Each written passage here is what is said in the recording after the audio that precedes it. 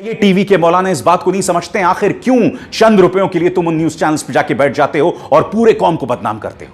मैं ये भी पूछना चाहता हूं कि ऐसे शोज में आखिर कुछ लोग, कुछ मुसलमान धर्म गुरु बनकर आखिर क्यों पहुंच जाते हैं।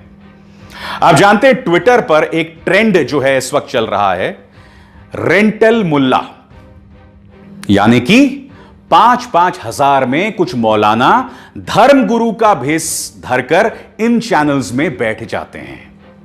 मैं रेंटल मुल्ला तो नहीं कहूंगा, मगर मैं इन्हें टीवी मौलाना कहूंगा। मैं आपको बताना चाहता हूं दोस्तों, मैं जानना चाहता हूं कि जो न्यूज चैनल एक समुदाय को लगातार टारगेट करता रहता है, वहां पर इन मौलानाओं को जाने की क्या जरूरत है सिर्फ 5,000 रुपए के लिए। क्या आप जानते हैं इन्हें 1 घंटे में गालियां सुनने के लिए जो जाते हैं, इन्हें 5,000 रुपए मिलते हैं, उससे ज्यादा नहीं मिलते हैं। मैं कहता हूं कि अगर आपकी रोजी रोटी भी इन 5,000 रुपए से चलती है तो भाई आप क्राउड फंडिंग करके बात करो लोगों से। यह किस तरह की सोच है मैं ये जानना चाहता हूं कि ये लोग इस नफरती एजेंडे को आगे क्यों बढ़ा रहे हैं। मैं आपको एक मिसाल देता हूं। कुछ दिनों पहले एक मिसाल सामने उभर कर आई थी कि एक मुस्लिम लड़की गीता के श्लोक पढ़ रही थी, और यकीन मानिए दोस्तों, जब वो लड़की गीता के श्लोक पढ़ रही थी ना, तो बहुत खूबसूरत लग रहा था।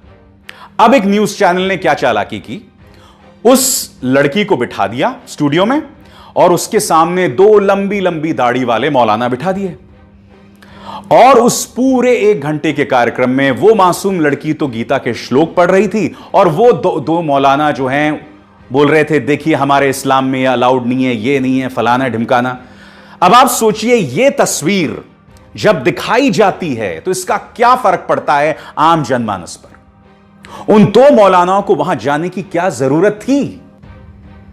यही तो एक खूबसूरती है ना इस देश की, जहां मुसलमान गीता के श्लोक पढ़ सकता है, जहां एपीजे अब्दुल कलाम को हम अपने माथे पर, हम सराखों पर बिठाते हैं, जहां आज की तारीख के 3 बड़े सुपरस्टार्स तीनों मुसलमान हैं। यही तो खूबसूरती है ना इस देश की।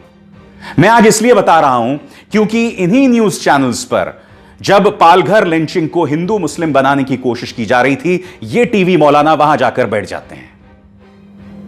आखिर क्यों? ये आपकी जिम्मेदारी है। अगर आप इनके परिवार के सदस्य हैं तो इनसे बोलिए कि ऐसा शर्मनाक काम न करें, क्योंकि इसके जरिए सिवाय समाज के अंदर दोहराव पैदा करने के और कुछ नहीं हो रहा है।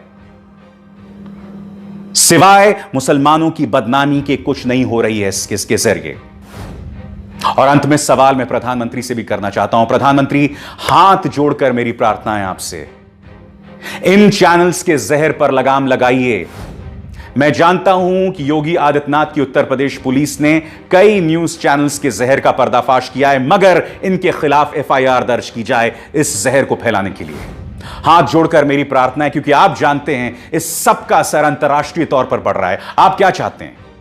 आप क्या चाहते हैं कि गल्फ में जो लाखों भारतीय काम करते हैं, क्या वो वापस भारत आ जाएं? क्या आप जानते हैं कि ओमान की तरफ से, कतर की तरफ से, सऊदी अरब की तरफ से, यूनाइटेड अरब एमिरेट्स की तरफ से, सभी तरफ से कठोर तेवर अपनाए जा रहे हैं वहां के हुक्मरानों द्वारा। क्यों? क्योंकि वहां पर जो भक्त बसे हुए हैं ना, यानी कि बीजेपी के जो कट्टर समर्थक हैं, वो वहां बैठे बैठे मुस्लिम विरोधी बयान देते हैं, जहरीले बयान देते हैं, और अब उन पर कार्रवाई की जा रही है। मैं आपसे हाथ जोड़कर प्रार्थना करता हूं प्रधानमंत्री, मैं जानता हूं कि आपको ही नहीं, संयुक्त अरब अमीरात में हमारे जो एम्बेसडर हैं, जो हमारे ओमान में एम्बेसडर हैं, सबको बयान देना पड़ा। यहां तक कि हमारे माइनॉरिटी अफेयर्स मिनिस्टर इन सज्जन मुख्तार अब्बास नकवी को भी बयान देना पड़ा कि भारत जो है मुसलमानों के लिए स्वर्ग है। मैं नहीं जानता हूं कौन सा स्वर्ग है। स्वर्ग भेजने की बात तो नहीं कर रहे हैं कहीं आप। खैर, वो बात अलग है, मगर जो मैं आपसे कह रहा हूं कि वक्त आ गया है कि इस तरह के जहरीले मीडिया पे कृपया लगाम लगाइए। जी हां, लगाम लगाइए। उसके अलावा कोई चारा नहीं है। देश चल नहीं पाएगा।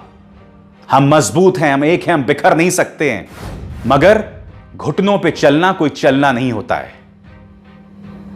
आज मैं आप सबसे हाथ जोड़कर प्रार्थना कर रहा हूं, एक पत्रकार होने के नाते नहीं, बल्कि एक इस देश के एक नागरिक होने के नाते, कि कृपया इस जहर को अपने मन, अपनी आत्मा का हिस्सा मत होने दीजिए, क्योंकि इससे कोई एक समुदाय को नुकसान नहीं पहुंचने वाला है, पूरा देश इसमें डूब जाएगा।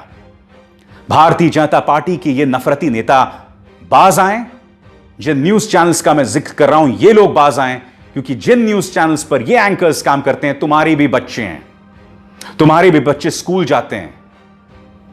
आप क्या चाहते हैं? कल्पना कीजिए, आप लाइन लगाए एक सुपर स्टोर के बाहर खड़े हैं, आप अपनी रोजी रोटी के लिए गए हैं, आप चावल अनाज वगैरह लेने गए हैं, आप लोग सब खड़े हैं, और अचानक ऐसे ही जहरीले प्रोपेगेंडा के चलते वहां पर दंगे छिड़ जाएं। बताइए, इसका जिम्मेदार कौन होगा? खैर, यह बात मैं अपनी हर शो में करता हूं, मुझे लगता है कि इसी पे कोई फर्क नहीं पड़ता, मगर मुझे भी वाकई इस बात का थोड़ा सा भी फर्क नहीं पड़ता कि आपके कान में जूं तक नहीं रेंग रही है, क्योंकि मैं अपनी आवाज इसी बेबाकी के साथ बुलंद करता रहूंगा। जय हिंद। लाइव टीवी, सच सबसे आगे।